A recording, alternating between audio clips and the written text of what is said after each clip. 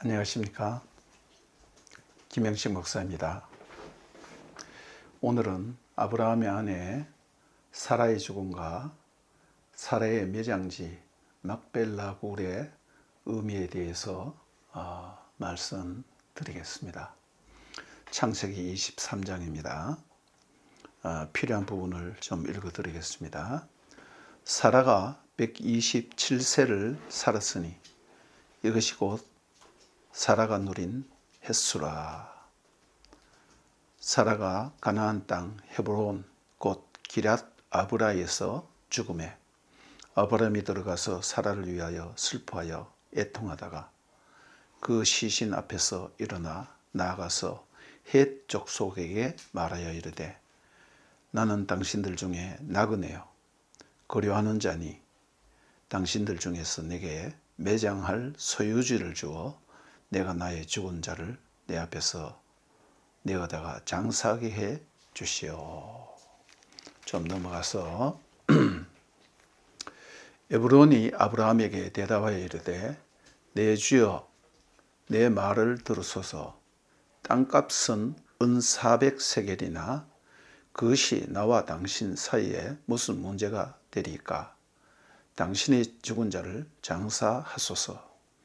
아브라함이 에브론의 말을 따라 에브론이 헷 족속이 듣는 데서 말한 대로 상인이 통용하는 은 400세겔을 달아 에브론에게 주었더니 마므레 앞 막벨라에 있는 에브론의 밭 곧 그 밭과 거기에 속한 굴과 그 밭과 그 주위에 둘린 모든 나무가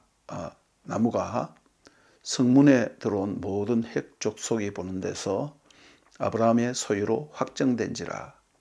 그 후에 아브라함이 그 아내 사라를 가나안 땅 마므레 앞 막벨라 굴에 장사하였더라. 마므레는 곧 헤브론이라. 이와 같이 그 밭과 거기에 속한 굴이 헷 족속으로부터 아브라함이 매장할 소유지로 확정되었더라.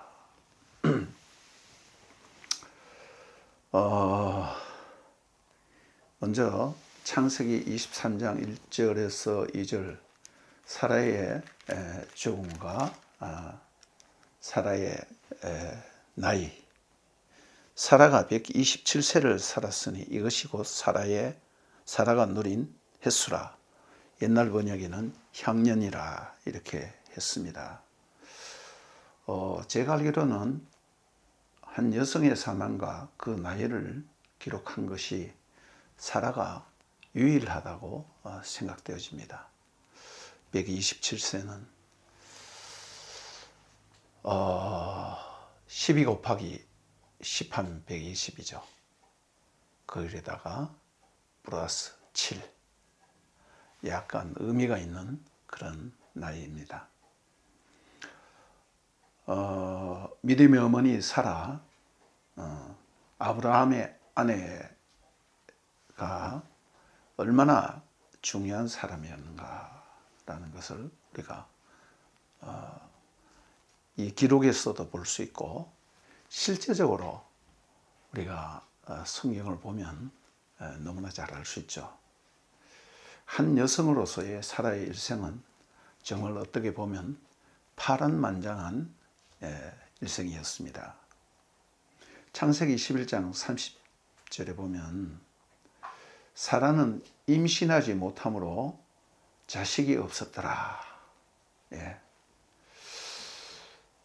고대 사회에서 애를 못 낳는 것은 여성으로서의 그 치명적인 문제였습니다. 요즘이야 뭐 남자가 문제가 있어서 그렇다, 여자가 문제 있어서 그렇다, 의학적으로 어느 정도 발견하고 또 세상이 애기 못 낳으면 뭐 그렇게 문제 삼지 않아요. 그러나 고대 사회에서는 애기를 못 낳는다는 것은 여성으로서의 가치를 상실한다는 그런 의미이기도 합니다. 존재 가치가 없는 거예요. 그리고 우리가 잘 알다시피 창세기 12장 1절에서 3절에 보면 아브라함이 부름을 받죠. 하나님이 아브라함을 불렀지 사라를 불렀는 건 아니에요. 물론 부부니까 일심동체이지만은 거기에서 사라가 아무 의의 없이 따라갔다는 것이에요. 제가 아는 목사님 한 분이 계시는데 목사님은 선교사로 가기를 그렇게 소원했어요. 하나님 앞에 부름을 받고 선교 사명이 뜨거워서. 그런데 그 사모님이 반대하니까 결국 못 가더라고요. 여러분들 결혼한 사람이 아내가 결사코 반대하면 그 마음대로 못 합니다. 근데 아브라함이 정말 갈 바를 알지 못하고 정말 뭐 내일 일을 알지 못하고 또 어디로 가야 하는지 그것도 모르는데 사라가 순종하여 따라갔다는 것은 큰 의미가 있는 것입니다. 그리고 창세기 12장 10절에서 20절을 우리가 보면 알다시피 가뭄으로 애굽에 내려갔을 때 아브라함이 자기가 살기 위해서 사라를 누이라고 했죠. 그걸 계기로 해서 애굽 왕이 사라를 자기의 후궁으로 삼으려고 궁으로 들였어요. 물론 거기에 이제 궁으로 들였다 해서 바로 왕에게 가는 것이 아니라 뭐 꾸미고 어떻게 하는 것 절차가 있었겠죠. 성경은 그것을 자세히 얘기하고 있지는 않습니다. 그러나 그때의 사라의 마음을 한번 생각해 보십시오. 남편이 그때 고대 사회는 또 그랬어요. 남자가 죽으면 여자는 무조건 노획물이야. 그렇게 해서 어떻게 해서든지 아브라함을 살리려고 사라가 그렇게 한 그 행동, 그리고 그렇게 했지만은 막상 애굽의 궁중에 들어가서 거의 볼모로 잡히다시피 해서 며칠 후면 바로 가야 된단 말입니다. 그때 사라의 마음이 어떻게 했을까? 사라의 마음이 어떻게 했을까? 우리는 상상할 수 있는 거예요. 네. 그 다음 창세기 20장 1절에서 18절까지도 블레셋 왕 아비멜렉에게 동일한 일을 당했습니다. 두 번째입니다. 한 번도 아니고 두 번씩. 그 얼마나 트라우마가 크겠어요. 요즘 말로 하면. 예.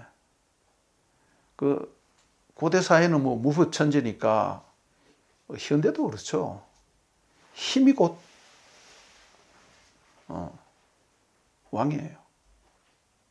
근데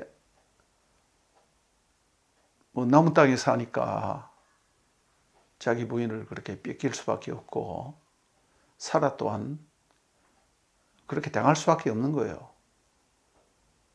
그런 상황 가운데서 사라의 마음이 어떻겠을까? 우리는 상상하고도 남습니다. 그 다음 14장에 보면 그 전쟁이 있죠, 그죠? 롯이 잡혀가서 아브라함이 가신들을 이끌고 전쟁을 합니다. 여러분들, 말이 쉬워서 전쟁이지, 전쟁은 뭐예요? 목숨 내놓고 시작하는 거 아닙니까? 생사를 거는 거예요. 그렇다면 여자들은 전쟁터에 직접 나가지는 못하지만은 기다리는 그 여자들의 마음은, 과연 승리할까? 또 만약에 죽으면 어떻게 하지? 뭐 이런 그 불안한 마음이라는 건 이런 말로 다 할 수 없습니다. 네. 그 다음 창세기 16장에 보면 뭐 사라가 그렇게 하고 싶어서 했겠어요. 아기를 못 낳으니까 몸종 하갈을, 애굽 여인 하갈을 대신해서 아브라함에게 소위 말하는 요즘 말로 하면 이제 첩으로 줬죠. 근데 이 하갈이 자기가 임신한 것을 깨닫고 난 뒤에 주인을 여기 보면 멸시했다 그랬어요. 예, 무슨 말인지 알겠죠? 뭐 요즘 말로 쉽게 말하면 주인이 뭐라고 하면 애도 못 낳는 게 종으로부터 그런 말을 들으면 기분이 어떻겠습니까? 예. 그런 그 고통과 갈등의 시기를 또 보내게 되었습니다. 뿐만 아니라 창세기 18장에 보면 여호와 하나님이 사라가 임신하여 아들을 낳을 것이다 라고 얘기할 때에 장막 뒤에서 들었잖아요. 그게 사라가 내 주인은 말이야 99이고 나는 지금 90살이 다 돼가는데 경수도 끊어졌는데 내가 무슨 아이를 낳나 마음속으로 생각했는데 하나님이 사라의 마음을 딱 깨뜨고 사라가 왜 웃으면서 말하기를 애를 못 낳는다 하느냐. 그래서 사라가 깜짝 놀라서 아닙니다. 그 말 안 했습니다. 자기도 모르게. 거기 보면 하나님과 변론한 그런 내용이 나와요. 여러분, 하나님이 갑자기 여러분에게 나타나셔서 그 말 하면 여러분들 비슷한 말 하면 여러분들 어떻겠어요? 그런 경험도 하고 또 창세기 21장 1절 이하에는 드디어 아들 이삭을 낳고 큰 잔치를 배설한 그런 기쁨도 맛보고 우리가 잘 아는 이제 조금 전에 봤던 창세기 20장 여호와 이레의 사건 우리는 그것을 과거에 있던 사건을 가지고 보면서 설교도 하고 듣기도 하지만 내가 그 주인공이라고 생각해 보세요. 내가 아브라함이라고 생각해 보십시오. 또 내가 이삭이라고 생각해 보십시오. 아버지가 묶어갖고 자기를 죽이려고 하고 아브라함은 또 자기 자식을 외동아들을 그냥 죽이려고 하나님께 순종해서 그렇게 하고 제 생각에 아마 성경에 기록은 없지만 사라에게 얘기를 하지 않았을 것 같아요. 출발할 때. 그러나 갔다 와서는 얘기했을 것 같아요. 사라가 깜짝 놀라서 이놈의 영감탱이가 어쩌고 저쩌고 올라가다가 하나님의 그 놀라운 구속의 역사를 알고 난 뒤에 하나님을 찬양하고 하나님이 이런 하나님이었구나. 어린 양 대신 독생자 예수 그리스도를 우리에게 보내셔서 우리를 이렇게 구원하고 계시는구나 라는 것을 깨달았을 때 사라의 그 감동과 기쁨이 어떻겠습니까? 그래서 저는 성경에 기록은 안 돼 있지만 사라가 죽을 때 아브라함에게 마지막으로 한 말이 뭐냐? 여보, 나 이제 죽어도 아무런 문제가 없어. 하나님이 나를 살려주실 거야. 나 영생의 길로 들어가는 거야. 아마 이런 확신을 갖고 사라가 죽었을 것입니다. 이 신약을 보면 말이죠. 사라에 대한 말씀이 평가가 나옵니다. 히브리서 11장에 보면 이런 말씀이 나와요. 히브리서 11장 11절에 믿음으로 사라 자신도 나이가 많아 단산하였으나 잉태할 수 있는 힘을 얻었으니 이는 약속하신 일을 미쁘신 줄 알았습니다. 이러므로 죽은 자와 같은 한 사람으로 말미암아 하늘의 허다한 별과 또 해변의 무수한 모래와 같이 많은 후손이 생육하였느니라. 이 사람들은 다 믿음을 따라 죽었으며 사라에 대한 말입니다. 사라가 이런 믿음이 있었다는 그런 얘기죠. 그 다음 사도 베드로가 사라에 대해서 한 말을 한번 보겠습니다. 베드로전서 3장인데 한번 읽어드리겠습니다. 아내들아 이와 같이 자기 남편에게 순종하라. 이는 혹 말씀을 순종하지 않는 자라도 말로 말미암지 않고 그 아내의 행실로 말미암아 구원을 받게 하려 함이니 너희의 두려워하며 정결한 행실을 봄이라. 너희의 단장은 머리를 꾸미고 금을 차고 아름다운 옷을 입는 외모로 하지 말고 오직 마음에 숨은 사람을 온유하고 안정한 심령에 썩지 않을 것을 하라. 이는 하나님 앞에 값진 것이라. 온유하고 안정된 심령, 속사람이. 전에 하나님께 소망을 두었던 거룩한 부녀들도 이와 같이 자기 남편에게 순종함으로 자기를 단장하였다. 그러면서 사라를 예를 들고 있습니다. 사라가 아브라함을 주라 칭하여 순종한 것 같이. 야, 보십시오. 아브라함이 당신은 나를 보고 오라버려 하고 당신 나보고 남편을 하지 마. 그래도 그 배신감이 어떻겠습니까? 요즘 여자 같으면 죽일 놈 살릴 놈 하면서 그렇겠지만 사라는 거기에 대해서 이런 방구도 하지 않고 그대로 순종했는 거예요. 그거 가능합니까? 요즘 많은 젊은 세대들이 좀 생각 좀 해봐야 돼요. 예. 사라가 아브라함을 주라 칭하여 순종한 것 같이 너희는 선을 행하고 아무 두려운 일에도 놀라지 아니하면 그의 딸이 될 것이다. 야, 여기 보면 이런 말이 있잖아요. 아무 두려운 일에도 놀라지 아니하면. 사라가 두려운 일을 얼마나 많이 당했습니까? 바로의 궁정에 붙잡혀가고 아비멜렉에 붙잡혀가서 원치 않는 강간을 당할 뻔했단 말입니다. 하나님이 개입하지 않았다면 그렇잖아요. 그때 아무 두려운 일에도 놀라지 아니하고 아브라함에게는 주라 칭하여 순종하고 이 불가능이잖아요. 근데 사라가 그렇게 했다는 것을 신약 성경은 증거하고 있습니다. 이거 우리 주시해서 봐야 됩니다. 사라는 이런 믿음의 여인이었다는 것이죠. 그 다음 사라의 장지 막벨라 굴에 대해서 잠깐 생각해 봐야겠습니다. 아브라함은 아직도 가나안 땅에 한 평도 자신의 소유가 없는 떠돌이 유목민이었습니다. 아내 사라가 헤브론에서 죽었을 때 매장지조차 없는 그런 신세였어요. 그러나 이제 사라의 매장지 막벨라 굴을 사고 거기 딸린 밭과 주변 나무들을 그 땅 거민 헷 족속 소알의 아들 에브론에게 정식으로 고가를 주고 매입하여서 아브라함은 이제 가나안 땅을 정식으로 합법적으로 구입하여 자기 소유지로 삼았습니다. 이게 보면 내 소유지 하는 말이 계속 나옵니다. 제가 본문을 다 읽어드리지 못했는데 매장지, 소유지, 매장지, 소유지. 비록 아내 사라의 매장지로 삼았지만 이 사건은 아주 큰 의미가 있습니다. 창세기 12장에서 하나님은 아브라함을 부르시면서 약속을 했죠. 내 후손이 크게 번성하리라. 그리고 내 이 땅을 너와 너의 후손에게 주리라.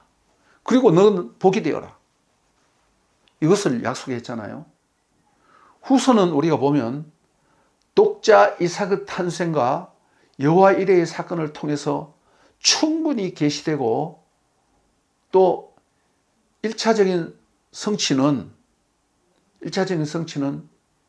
그 예수 그리스도의 사건 이전에 출애굽기 1장 7절에 이스라엘 자손은 생육하고 불어나 번성하고 매우 강하여 온 땅에 가득하게 되었더라. 출애굽기 1장 7절에 하나님이 아브라함에게 한 약속이 이삭, 야곱, 12형제, 애굽으로 70명 내려갔죠. 근데 나중에 민수기에 인원을 세어보니까 군대만 60만 명이 넘었어. 그럼 5인 가족 같으면 얼마입니까? 적어도 250만 내지 300만이 넘었을 거라 이 말입니다. 정말 그때 당시에 고대 사회에서 이런 큰 민족은 별로 없었어요. 그대로 이루어졌습니다. 1차적으로 성취되는 거죠. 그러나 아직 땅은 약속만 하고 그냥 아직도 우고하는 자요 떠돌이였습니다. 우고한다는 것은 떠돌이라는 그런 뜻이에요. 이제 십자가와 부활의 소망을 가진 사라의 죽음으로 말미암아 사라의 묘제가 될 막벨라 굴이 그 한 평이, 물론 한 평은 넘겠지만은 줄여서 제가 한 평이라고 말하고 있습니다. 하나님의 땅에 대한 약속의 보증이 되었다는 것입니다. 거기 말뚝 하나 딱 박는 거예요. 너희 후손이 하늘의 별과 같이 땅에만 모래같이 많이 있을 것이다. 그런데 이삭 한 사람, 독자 이삭, 그것은 바로 예수 그리스도를 보여주고 그리스도를 통해서 수많은 하나님의 백성이 생길 것을 보여주고 있습니다. 물론 육신적으로는 구약의 이스라엘, 그 다음 막벨라 굴, 매장지, 땅 한 평. 그러나 창세기에서 아담에게 축복한 것 같이 땅을 정복하라, 다스리라, 그리고 땅에 충만하라는 이 말이 하나하나 이루어지는 것입니다. 땅도 이제 계속되는 거죠. 물론 그것이 성취되는 것은 여호수아를 통해서 이제 가나안 땅이 정복이 되는 것을 우리는 볼 수 있습니다. 여기서 성경 저자 모세는 창세기 22장의 여호와 이레의 사건을 통해서 후손이 무엇인가, 물론 육신의 이스라엘 백성들이 생육하고 중다하고 번성하고 이런 것들을 포함합니다.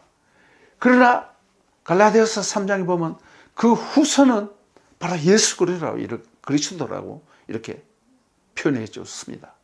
그리고 그리스도로 말미암아 천하 만민이 각 족속과 민족과 방언과 모든 것을 초월해서, 그리고 창세기 23장에 사라의 죽음과 막벨라 굴을 매장제를 통해서 이제 이 가나안 땅이 이스라엘의 아브라함의 후손의 땅이 될 것을 한 평의 땅을 통해서 보증을 해주고 말뚝을 딱 박아주는 거예요.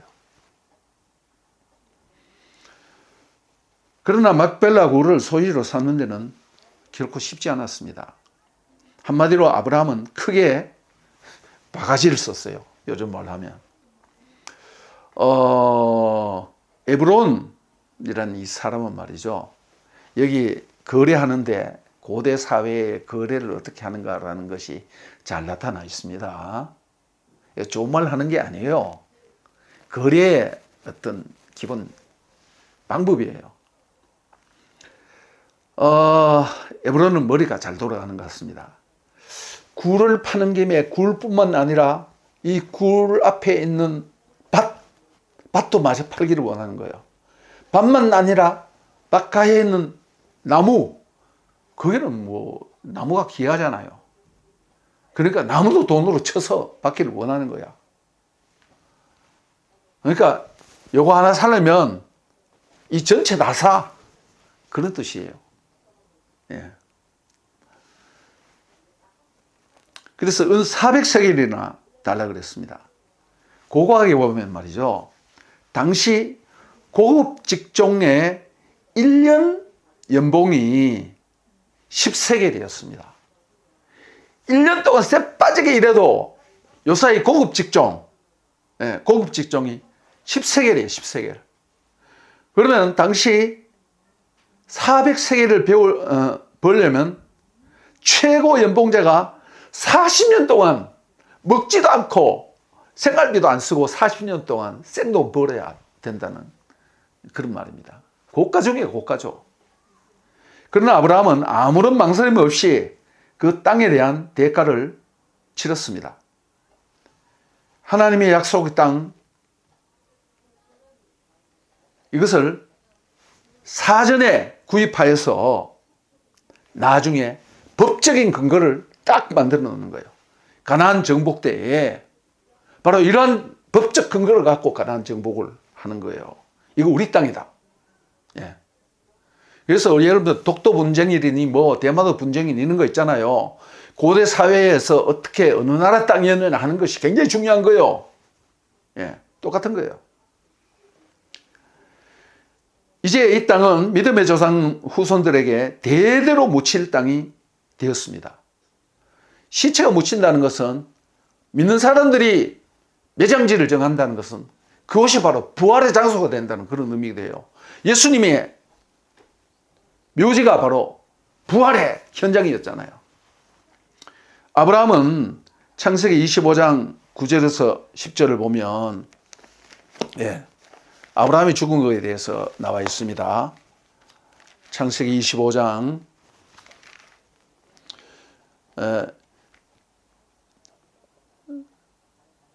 7절, 아브라함의 향년이 175세라. 그의 나이가 높고 늙어서 기운이 다하여 죽어 자기 열조에게 돌아가매 그 아들인 이삭과 이스마엘이 그를 마므레 앞 헷 족속 소알의 아들 에브론의 밭에 있는 막벨라 굴에 장사하였으니 이것은 아브라함이 헷 족속에게 산 밭이라. 아브라함과 그의 아내 사라가 거기 장사되니라. 이렇게 나왔습니다. 네. 이삭을 한번 보겠습니다. 창세기 35장.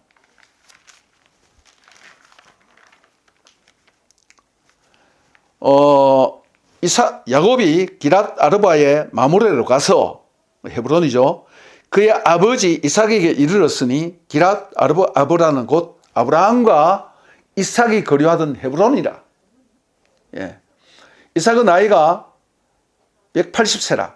이삭이 나이가 많고 늙어 기운이 다하여 죽어 자기 열조에게 돌아가니 그의 아들 에사와 야곱이 그를 장사했더라. 뭐 어디 있겠어요? 헤브론이니까. 막벨라 굴이죠. 예. 그 다음 야곱이 하는 말을 우리가 자세히 들어야 됩니다. 야곱은 창세기 47장 27절에서 이런 말을 합니다.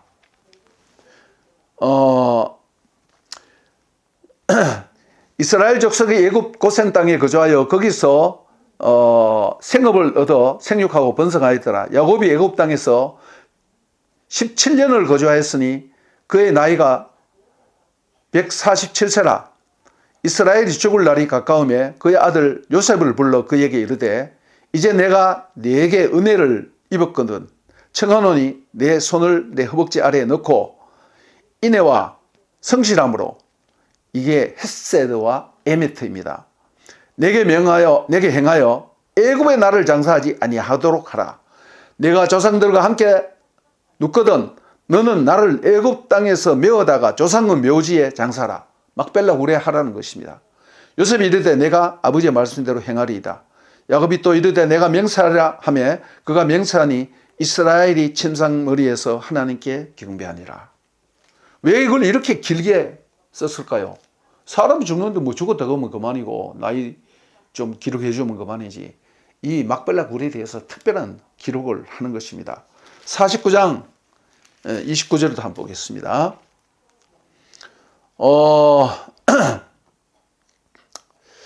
그가 그들에게 12아들에게 명하여 이르되 내가 내 조상들에게로 돌아가려니 나를 헷사람 에브라는 밭에 있는 굴에 우리 선조와 함께 장사하라. 요셉에게 명세하고 난 뒤에 그것도 모자라서 12아들에게 다 하는 거예요. 이 굴은 가나안 땅 마므레 앞 막벨라 밭에 있는 것이라. 아브라함이 헷사람 에브론에게 밭과 함께 사서 그 매장지를 삼았으므로 아브라함과 그 아내 사라가 거기 장사되었고 이삭과 그의 아내 리브가도 거기 장사되었으며 나도 레아를 그곳에 장사했느니라. 이 밭과 거기 있는 굴은 헷사람에게 산 것이니라. 야곱이 아들에게 명하기를 마치고 그 발을 침상에서 모으고 숨을 거두니 그의 백성에게로 돌아갔더라. 그의 백성에게 돌아갔더라. 이렇게 표현했어요. 그 다음 50장 12절에서 13절을 한번 읽겠습니다. 야곱 아들들이 아버지가 그에게 명령한 대로 그를 위해 따라 행하여 그를 가나안 땅으로 메어다가 마므레 앞 막벨라 밭 굴에 장사했으니 이는 아브라함이 헷 족속 에브론에게 밭과 함께 사서 매장지를 삼은 곳이더라. 이렇게 막벨라 굴이 중요한 것입니다. 아브라함과 이삭과 야곱 그 부인들 다 거기 장사 지내는 거예요. 예. 이렇게 하나님은 믿음의 조상 아브라함에게 독자 이삭, 한 사람을 통해서 예수 그리스도, 하나님의 독생자 예수 그리스도를 보여주고 있습니다. 또한 아내 사라의 죽음을 통해서 한 평의 땅을, 가나안 땅에 한 평의 땅을 소유하고 앞으로 그 땅을 다 차지하면서 하나님 나라의 어떤 천국의 어떤 소망을 보여주고 있습니다. 여러분, 민수기를 읽다 보면 제가 민수기 몇 장이라고 얘기하지 않겠습니다. 일부러 얘기하지 않는 거예요. 여러분, 민수기에 보면 이스라엘 백성의 운명을 좌우하는 이 막벨라 굴에 대한 사건이 여기 나와 있어요. 민수기에. 그것 때문에 이스라엘이 40년 동안 광야에서 방황하는 거예요. 여러분, 그건 한번 숙제로 내어드릴 테니까 한번 찾아보십시오. 굉장히 중요합니다. 오늘은 여기까지 말씀드리겠습니다. 감사합니다.